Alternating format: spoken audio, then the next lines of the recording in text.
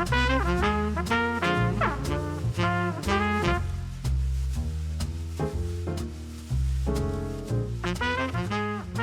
everybody, welcome to another episode of our Velocity Sellers Podcast. I am your host, Velocity Pete, and today we are joined by Nick Penev to talk more about general e-com.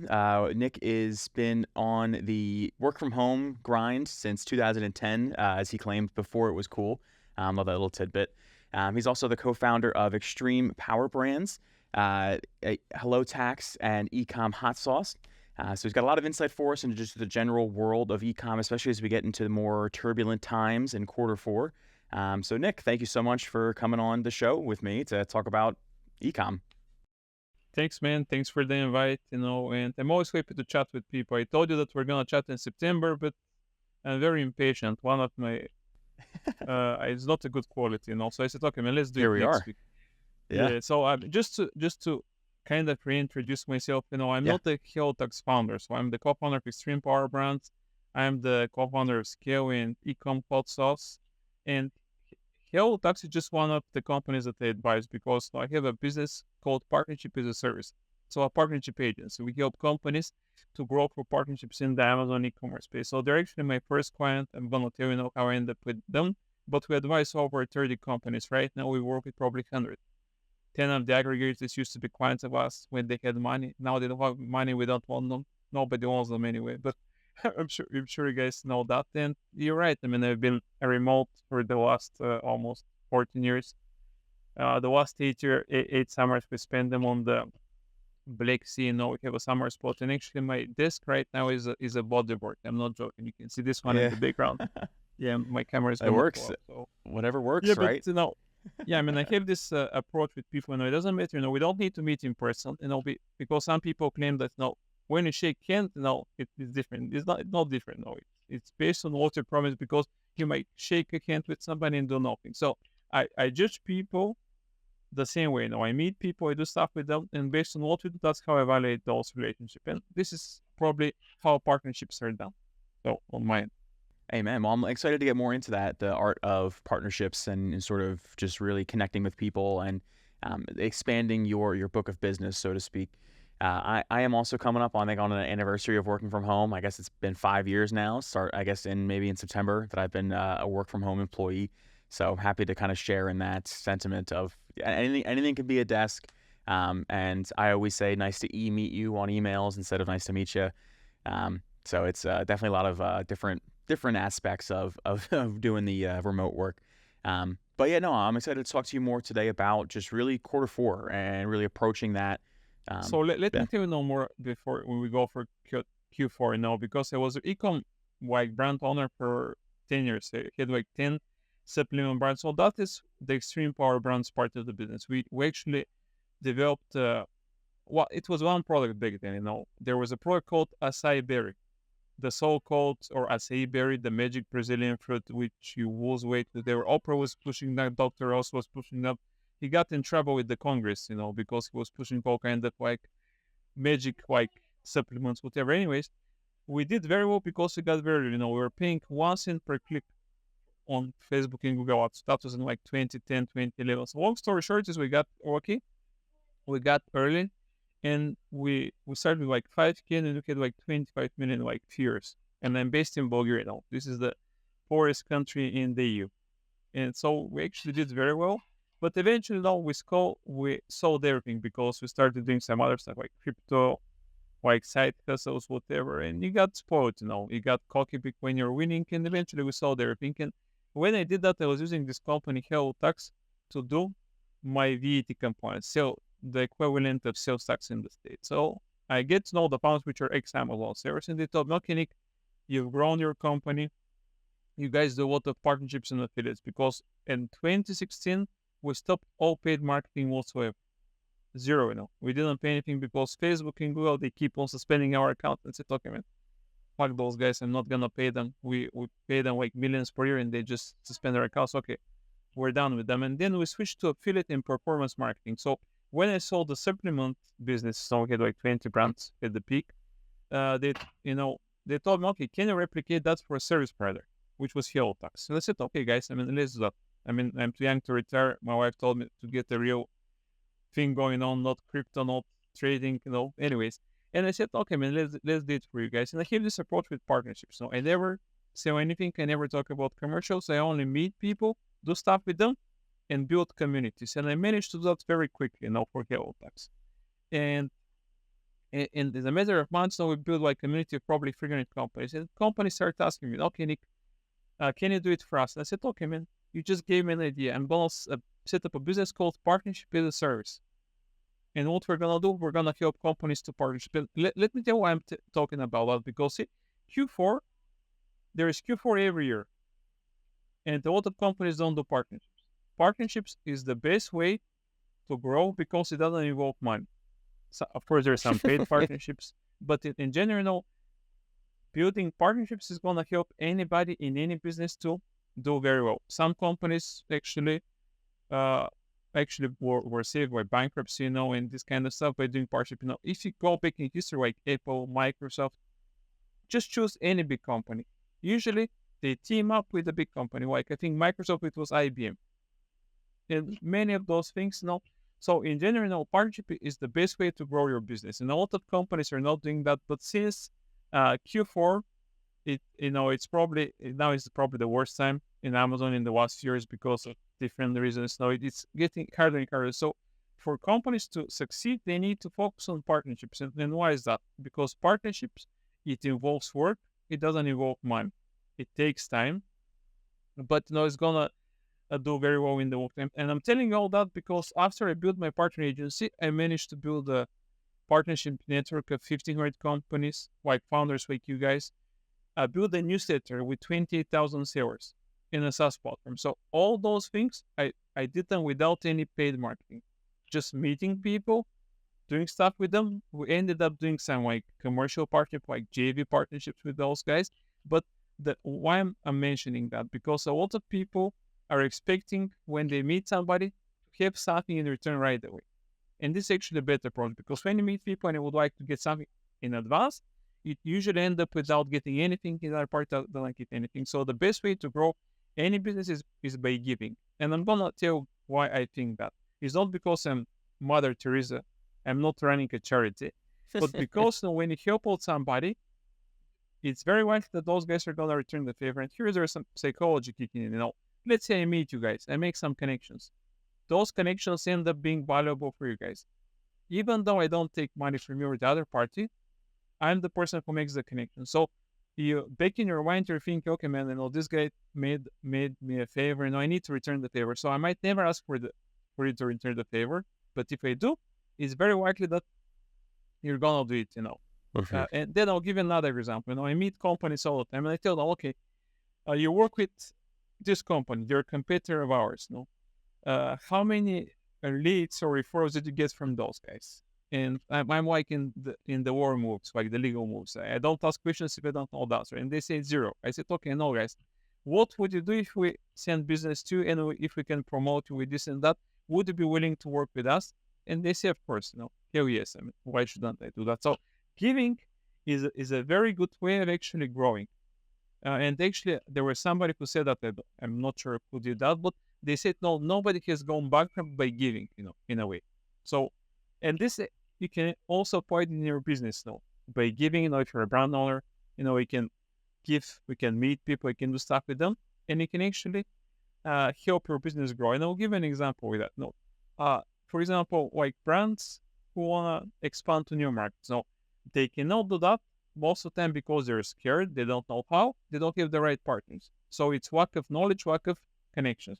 So if partnerships are actually looking more into that, they will be able to actually see new opportunities, new markets, and to expand to those markets, they would need to hook up with people that know those markets and they can help them all. And you guys work with a lot of Amazon brands. So how many of your Amazon sellers are selling in Europe, for example? Do you have an idea? Off the top of my head, I would say maybe 20-25% of them. Okay, that's a very high percentage, because now there is actually like a newsletter, very popular one, a marketplace post, and they actually did an article about that only like less than 1% of US sellers sell globally on other marketplaces. So Yeah, I just saw your 99% of US sellers, exactly. Now you see my posts. I yeah, do that every I week. just saw your LinkedIn post about this. Yeah. Yeah, well, I've been lying to people. I've been telling them that it's 2%. So that's hmm complete bullshit. It's only 1%. So in other words, so anybody who is selling in the States, they're looking at Q4. To expand to Europe, it's kind of late because you need like 3 months to get the VAT. But Yeah. still, you should be there next year, because if you're not, just keep in mind that no, Amazon US it's a 400 billion market. Amazon Europe, it's around 70 billion, just Germany and UK, and keeps on growing. There's And money there, and I think people don't there is realize money. that. It's just not as much as the U.S., but there's still money to be made there. And like kind of like again, like your LinkedIn post said, it's a lot of paperwork, but why would you give up that money when maybe your competitors are there as well? I think that's kind of what I think Actually, the the thing consensus is, is. your competitors are not there. This is the thing, though, because Or yeah, for one of even my better. companies, we call that expansion to Europe blueprint. So we kind of open dice of non-new company, mostly US brands on Amazon, about the opportunity in Europe. And those who expanded already, they're seeing like a minimum of like 20, maximum like 50% of what they do in the States. We even have some companies who are actually doing more in Europe. And the reason for that is very simple, because Amazon USA is the biggest market, all the big, this is the biggest playground. So all the big boys are there. In Europe, even though it's small compared to the USA, many of those big boys are not there yet, which means that you can actually go to Europe. One thing that a lot of sellers don't know is that they can actually transfer their reviews from Amazon.com to Amazon Europe. So when you go to Europe, you're not like a rookie. You're already established. You can take the buy box right away. So let's say you're doing your established brand, but still the competition is very very strong in the States. You can, let's say, 10,000 reviews. You go to Europe, you'll be number one in no time. And even though the market would be smaller, you're going to keep a higher profit margin. A lot of times, you actually sell your products for much more expensive, because when we help companies to expand to Europe, we do the so-called marketing opportunity report. We show them what is the demand for your product, what are their competitors, and a lot of times the top seller in the category is not the cheapest product. Usually they're more expensive, sometimes 2 to 3 times than the second and the third. And the reason for that is really simple. Europe has the highest average order value in the world. So Chinese sellers don't like Europeans. Europeans are crazy. They buy quality, expensive stuff. They don't care about the pricing, like Germany, France, those guys. If your product is not that have good quality, they're gonna choose the more expensive one. And of course, because Amazon tries to make it like very genuine, the reviews are gonna show that. So if you suck, if your product sucks, if you give it out for free, people are not gonna buy that.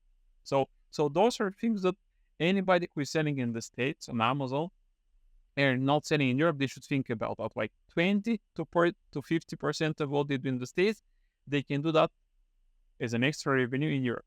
And the most important thing, with higher profit margin, and they can easily check it out. I mean, they can use softwares like Zengor, like Helium 10, General Scout. They can easily see the product research, they can see the category, and they'll be surprised that in some markets, there is no competition, there is demand. There is a lot of US brands, by the way, where there is a lot of demand and they're not even selling in Europe.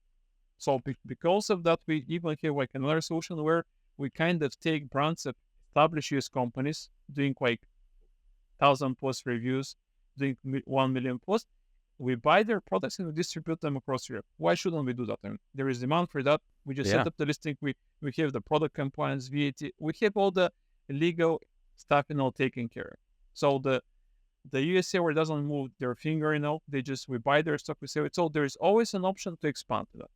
So, and I'll give you actually a quote from our partner, who runs an agency like you guys. Sure, of the request told them, but this was the beginning of 2024. If you guys don't take us international, we're gonna offend the new agents. So wow. And because but that's the truth, because Amazon is great, but you should be omnichannel. Like myself with my supplement business. We relied heavily on Google and Facebook ads. What happened? I'm not gonna insult them, those guys. They just suspended our accounts several times. And what happened? We were forced to look for alternatives. So sellers should not put themselves in a position where they're relying too heavily on one channel. You have Walmart, you have Amazon, Chinese Shopify, your own marketplace, website. exactly, Shopify. In Europe, see, this is another thing for Europe that since we're talking about that, Amazon in the USA, it has close to 50% market share, if I'm not mistaken, right? Or close to that. Okay. In Europe, Amazon has only 20% market share, and it's growing. You'll be surprised that it's too early. So imagine, let's say, if you're not in Europe right now, if you want to go to Europe, you can just go back to Amazon.com, let's say 5 or 6 years ago, when it was too early, because Europe keeps on growing with like 10 or more percent each year. Amazon. There is a lot of local marketplaces which Amazon is slowly taking actually market share from them. Because in France there was a marketplace called Cdiscount, which was number one a few years ago. Now Amazon is number one. And Europe has 450 million population. So that's another 100 million on top of like what you guys have in the USA. So you can kind of double your customer base. Of course, it's not easy because you do VAT, product compliance, logistics, but the goal justifies the effort. Yeah. It sounds like it's well worth it to get over there and expand. I'm on team, and I'm already on team like this, and this has to be something that you explore. I do think, I will say this though, before I go into anything else, I do think you should finish, and you should kind of really nail down the US and get really established there, kind of build like a strong foundation before you get to Europe, before you really tackle that. But I do think it is well worth it to get over there and really expand, especially into the simple ones like Germany, or they're not going to be simple, but the easy wins like Germany and the UK, where there is a lot of money there to be made and to be had.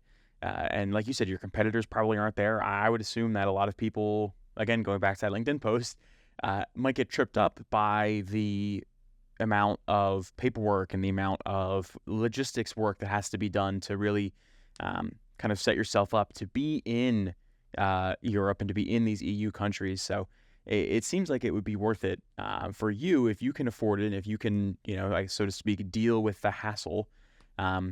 It seems like it'd be well worth it for you to get in there and really take advantage of the European marketplace. Yeah, not only the European. I mean, you guys have other markets close to this, like Canada, Mexico. You guys can fulfill directly. How it's called, like the NAR, if I'm not mistaken. So there's always options. But the main thing is that a lot of sellers are not looking into those. They don't even see what is the opportunity, and they make assumption that it's not gonna work, or they're scared. And I'm like that. I never think too much. Whenever I have an idea, I try to test it right away. Of course, you can do a small test, whatever.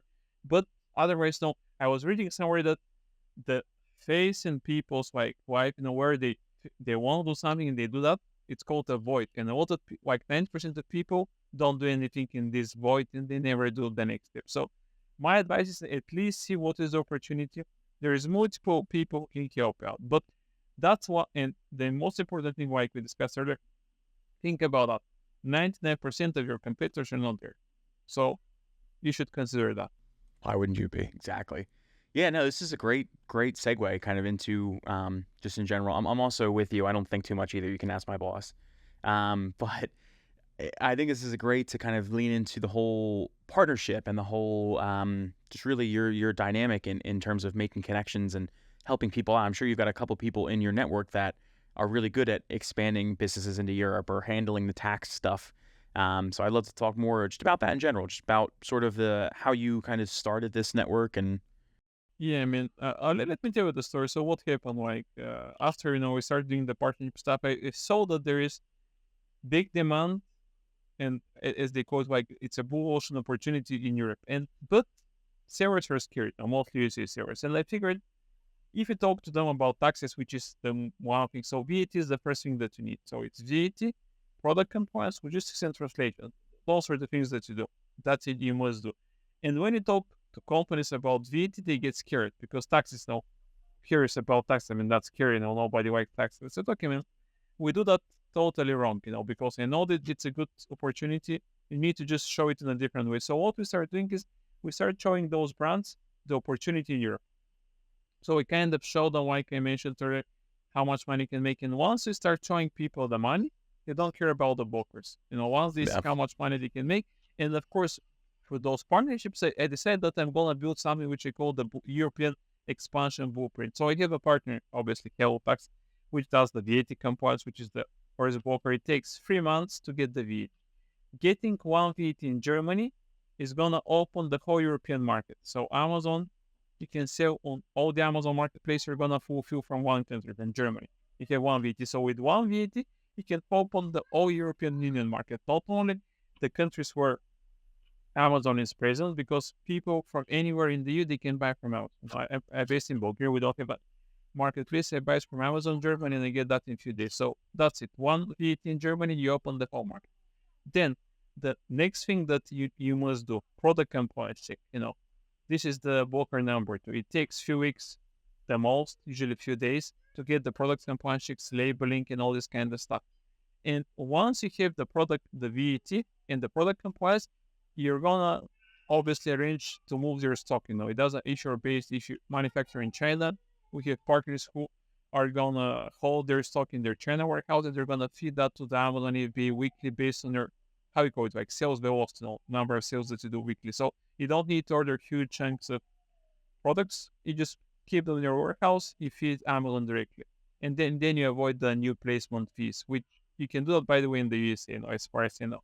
So you save money, improve your cash flow. Second option, you're not manufacturing in China, you don't want to use this kind of companies. We have multiple prep centers who hold their stock, and they can obviously feed that to Amazon API, or you can do like fulfillment directly from them to like APM or like clients across Europe. So obviously now VTs, you're waiting for the VAT. In the meantime, you arrange the product compliance, you arrange logistics. The last but not the least is whenever you start selling in Europe, you must localize your listings. Let's say you're gonna sell in UK. British English is different than US English, so all the words are not the same. They have different meanings, so you need to localize it. Another thing, like Germany. Germany is the biggest Amazon market after .com, after the USA. So whenever you sell in Germany, a lot of people don't know, but there's 8 million people, Turkish speakers in Germany. So whenever you sell there, you need to have your keywords translated to Turkish as well. Otherwise, you're missing on the whole country, like 8 million people. So those are small specifics that you need to do in each market, which of course you might say scare people, but they shouldn't scare them, because Amazon provides all kinds of tools which suck. So you need partners to help you localize them, because they're native speakers. And there's other specifics, of course, about the type that you write your ads, because for example, in Germany, they like discount offers, deals, whatever, but they don't like to tell them that your product is the best, for example. Yeah.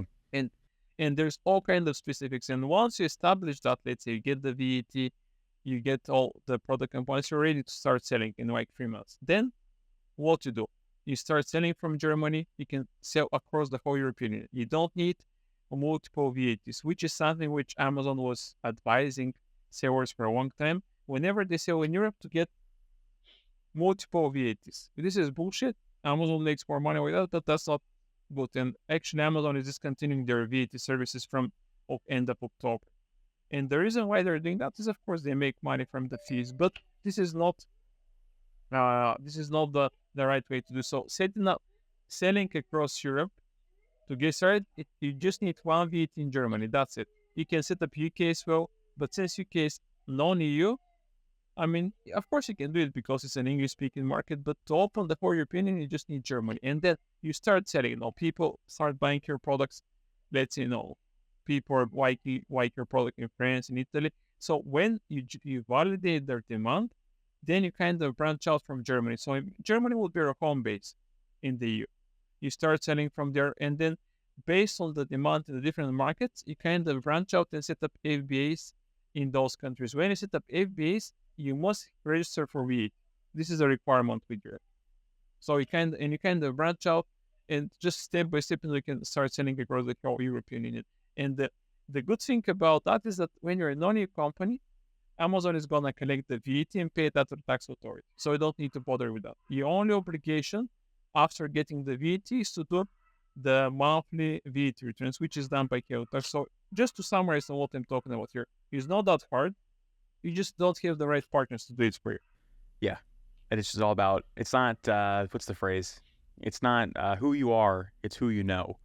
So Exactly. yeah, And, and that really and comes you into know, play, I would think, with your, again, just the whole idea of creating this partnership network and getting people to kind of help you um, out with things that you aren't an expert in. So, exactly, because see, I'm for this blueprint expansion blueprint, I met a guy from Brooklyn.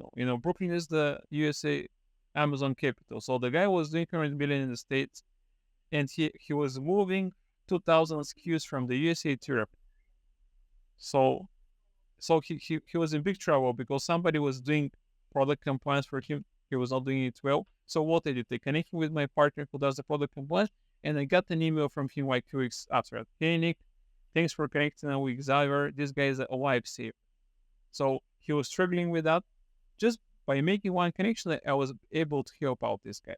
And the reason for that is that many sellers don't have the right partners. And I'm trying to actually change that. I have like a WhatsApp group, I need to invite you guys, by the way, hmm probably set it yeah, up after we meet. you So, see so we velocity kind of sellers on help there each soon other. enough. Yeah, I mean, I want to invite you. So, and the idea for the community is like that. No, nobody knows everything. I hmm don't know everything, but I have partners who know everything. So when I hmm have an issue or somebody's asking for something, what they do, I just connect with some guys or just talk to some guys, and we get a resolution. And this applies for all kinds of stuff. For example, I'm not sure if you know Don Henning from XTREME.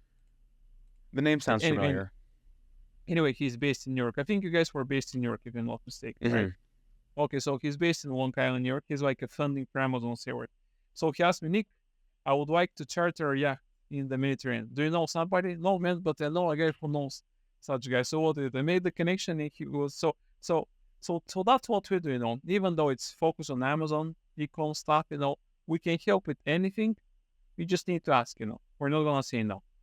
We're gonna say, okay, man, let me connect with this. You want to help out? And my advice is for anybody who is building like an Amazon business or an agency or whatever, they should have a network of people who can help with everything. And the one thing is they should never stop building the network. I'm calling that pumping new blood in the system. You need to keep on meeting new people, doing stuff with them eventually, because you never know. You might get an idea about your business. You might get like a new business partner, all kinds of stuff. That's my advice to people. Like Q4, you know, just think about Europe. If Europe is too far away for you guys, think about like Canada, Mexico. But there's other markets like Japan, even though Japan is very hard because of language and all this kind of stuff. I You gotta think it's really, number really 4. understand that language. Yeah, you gotta Yeah, connect with someone in your network that really knows Japan and English enough to make it, like you said, localized, so it's not people aren't getting thrown off by kind of what you've got, um, on your listing and on your bullet points and all that kind of good stuff. So yeah, no, there's a lot that goes into it more than I think people. We're not saying here it's easy to expand to Europe or it's easy to expand in any new marketplace, but it's definitely worth it if it's something that you can endeavor and something that you can put the resources into. So yeah, no, very cool. exactly. Now look into all the big brands like Nike, McDonald's. Those guys are global. hmm So all the goal for all companies is you start local and you go global. Big brands they go on channel and this is actually is a question about money. Now let's say you start your business. Now eventually you would like to sell the business. Companies for international, companies for actually brands for international, and they are multi-channel. The multiples are higher, so you're more valuable. Even though aggregators don't buy for 10x like before, still eventually if you build a quality brand, you must be international and omnichannel, and that's valued more. Absolutely. It's a great points again on just what to do next after you again have established yourself in the U.S. That's again where you started, and really just where to take your business from there. Yeah, no, very cool, very cool, very good stuff.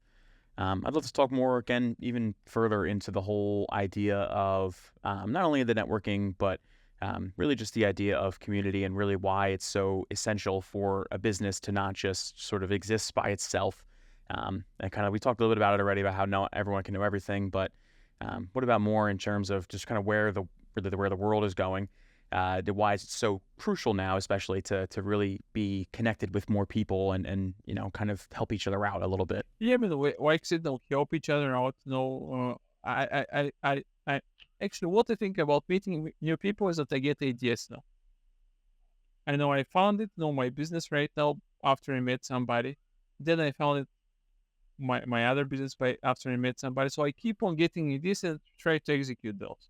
So if you think that I've met few guys who told me, okay, I have everything, I know I have all the, so that's a paid mindset.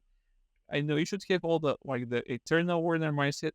Yeah, I know shit and I will know learn stuff. So how do you do that? Some people read books. I mean, I read books, but my books are funny books. I read like crime books, Michael Connelly, like Stephen King, this kind of stuff. I don't work business. I don't read business. I meet people, and that's how I learn new stuff. I might meet like a solution, like a new product, new idea, and that's why people do this conference, like networking, because you meet people. Sometimes you might meet your next business partner there. You can team up with somebody. For example, let's say you have a product in the States, and then you meet a guy who likes your product and they would like to distribute your product. I've met several of those guys, by the way, when I was in London last year.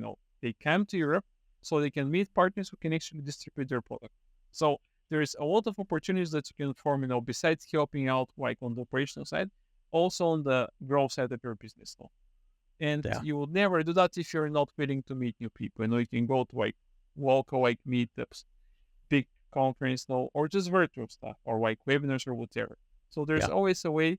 Of course, some is more expensive, some is cheaper, but there's always ways for you to meet new people and do stuff with them. There it is, folks. There's I would say that's the lesson of the day, is that why read books when you can meet new people?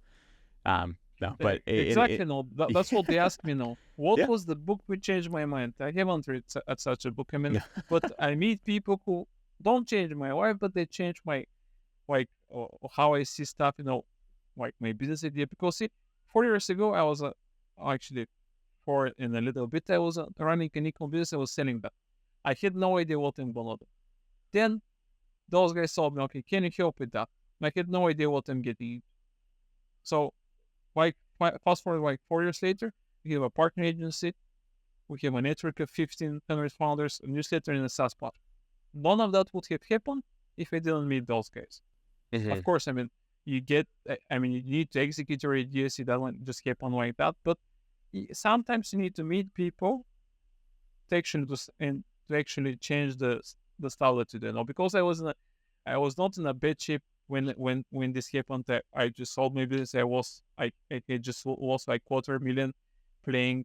I'm saying playing, not trading with all features. So I was in trouble. That's why my wife told me, okay, get a new product now. Start dealing with some of that don't understand. So I got lucky, and I kind of got the idea now. And I'm like that. I mean, I'm not saying that everybody should be like that. Not just get an idea, start executing that. But for partnerships, a lot of times it doesn't involve any money. So that's why I like you meet people, you can start doing some stuff eventually. You can expand on that, you can invest money, whatever. But it starts with meeting somebody. Just a short chat like you're doing right now. It's not a podcast. You meet somebody, tell them what to do, they're gonna tell what to do, ask them how you can help, vice versa. And you'll be surprised how often you can actually do a lot of stuff after that. Couldn't have said it better myself. Yeah, no, Nick, I want to thank you for coming on today to talk to us about just the idea of creating this network and creating these partnerships, and really the importance of them, on top of other many things, including expanding into Europe. And that was really a good final thought. But any really final thoughts for our viewers on just the idea of creating a sense of community? Community, I don't know, guys, but I'm gonna quote Nike. Expand Europe, just do it. That's it. Just do it. And meet Love it. people. Yep. That's something that you should do all the time. Even if you don't like that. So meet people and just do it. Expand Europe. That's it.